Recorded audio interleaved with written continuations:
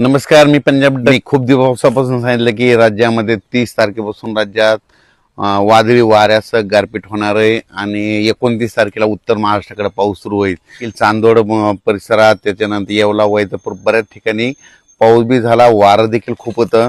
म्हणून शेतकऱ्याला परत एकदा आज सांगतो की ज्यांचा कोणाचा कांदा असेल, गहू असेल, हरभरा असेल, तर तुम्ही काय करा, 30 तारखेपर्यंत दुपारपर्यंत वेळ आहे, तुम्ही तुमचा कांदा असेल, गहू असेल, हरभरा असेल काढून झाकून ठेवा.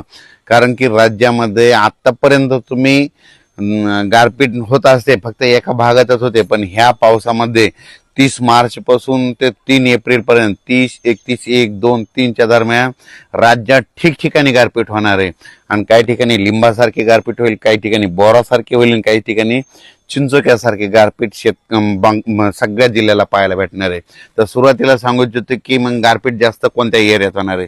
तर सुरुवातीला आपण 20 तारखेपासूनच राज्यात पाऊस सुरू होईल, पण हे पाऊस तुम्हाला सांगू इच्छितो, नंदुरबार जिल्हा झालं, धुळे जिल्हा झालं, नाशिक जिल्हा झालं, जळगाव जिल्हा झालं, त्याच्यानंतर अहिल्यानगर, इकडे संगमनेर तालुका, त्याच्यानंतर मुंबई ठाणे, आपला मुरबाड ते परिसर, पालघर त्या परिसरामध्ये, कोकणपट्टी म्हणजे पालघर पासून ते डायरेक्ट याच्यापर्यंत कुडाळपर्यंत संपूर्ण कोकणपट्टी ह्या परिसरात देखील पाऊस पडणार आहे. सातारा, कोल्हापूर, तसेच तिथपर्यंत ह्या कोकणपट्टीमध्ये देखील खूप पाऊस देखील होणार आहे, गारपीट देखील होणार आहे. म्हणून हे लक्षात घ्यायचं. त्याच्यानंतर सांगायचं झालं विदर्भाकडून घेऊत आपण वर्धा, नागपूर, भंडारा, गोंदिया, चंद्रपूर, यवतमाळ, वाशिम, हिंगोली, नांदेड, परभणी, लातूर, धाराशिव, बीड, जालना, संभाजीनगर, अहिल्यानगर, जळगाव, बुलढाणा, अमरावती, अकोला ह्या पट्ट्यात देखील म्हणजे 30 तारखेपासून तर 3 एप्रिल पर्यंत चांगला पावसाळ्यासारखा पाऊस पडेल. कुठं जिथं नाही पडलं तिथं वारं सुटेल आणि काही भाग सोडून देखील देईल. म्हणून हे लक्षात येतं. अवकाळी पाऊस सर्वदूर सगळीकडे पडत नसतं, हे सर्वप्रथम लक्षात येतं. तर मग आता तुम्हाला सांगतो, आता नेमके गारपीट कोणत्या कोणत्या जिल्ह्याला पाहायला भेटेल. तर तुम्हाला एक सांगू इच्छितो, सुरुवातीला मी परभणी जिल्ह्याचा आहे म्हणून परभणी जिल्ह्यातलं सांगू इच्छितो की परभणी जिल्ह्यात आमच्या इथं सेलू तालुका आहे माझा. म्हणजे माझ्या गावापासून कम्प्लीट इकडं वालूरकडं म्हणजे वालूर, चारठाणा ह्या परिसरात गारपीट पाहायला भेटेल. म्हणजे आमच्या सेलू तालुक्यात भेटेल, जिंतूरकडे देखील भेटेल, पालम परभणी जिल्ह्यामध्ये पालम देखील आहे, पालम पुण्याच्या त्या पट्ट्यामध्ये गारपीट बघायला भेटतं. म्हणून हे देखील परभणी जिल्ह्यातल्या शेतकऱ्यांनी, गंगाखेड देखील भेटल. म्हणून हे परभणी जिल्ह्यातल्या शेतकऱ्यांनी अंदाज लक्षात.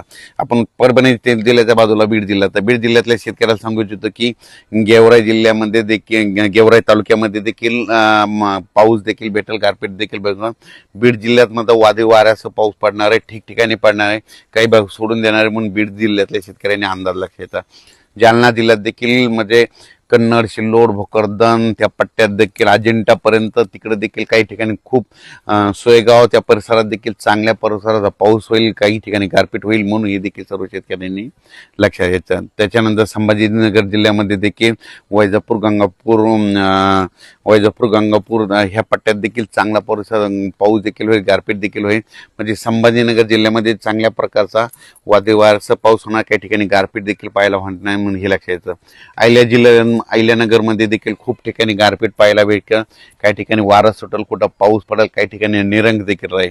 संगमनेर तालुका, त्याच्यानंतर पुणे जिल्ह्यात देखील जिल्ह्यातल्या शेतकऱ्यांना देखील गारपीट पाहायला भेटेल. म्हणून हे देखील पुणे जिल्ह्यातल्या सर्व शेतकऱ्यांनी आपण आपला कांदा असेल, गहू असेल त्याचं काळजी घ्यायची. सातारा जिल्ह्यात देखील गारपीट पाहायला भेटेल. त्याच्यानंतर कोल्हापूर जिल्ह्यात देखील काय गारपीट पाहायला देखील भेटेल. त्याच्यानंतर इकडं बुलढाणा जिल्ह्यात देखील घाटाच्या खाली इकडं म्हणजे सिंदखेड राजाचं त्या परिसरात गारपीट पाहायला भेटेल.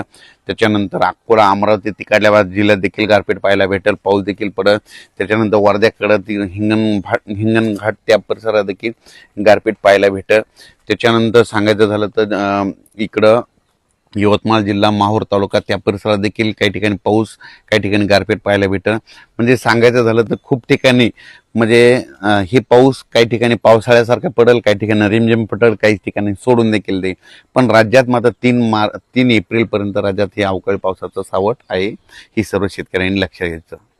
तर माझी एक महसूल विभागाला विनंती आहे की ह्यामध्ये 30 मार्चपासून तर 3 एप्रिलपर्यंत खूप ठिकाणी गारपीट होईल म्हणून शेतकऱ्यांचे जे झालेले नुकसान आहे त्याचे तुम्ही पंचनामे करण्यासाठी सतर्क करावे आणि सगळ्यांचे जिथं जिथं गारपीट वादळी वारं होईल, शेतकऱ्याचं नुकसान होईल, सगळ्यांचे पंचनामे करून घ्यावेत ही माझी सर्वप्रथम महसूल विभागाला माझी विनंती राहील. कारण की ह्या पावसामध्ये खूप शेतकऱ्याचं नुकसान होणार आहे. म्हणजे हे पाऊस गुजरातला देखील खूप पडणार आहे, मध्य प्रदेश देखील खूप पडणार आहे, बेतूल बुरहानपूर त्या परिसरात देखील खूप पडणार आहे.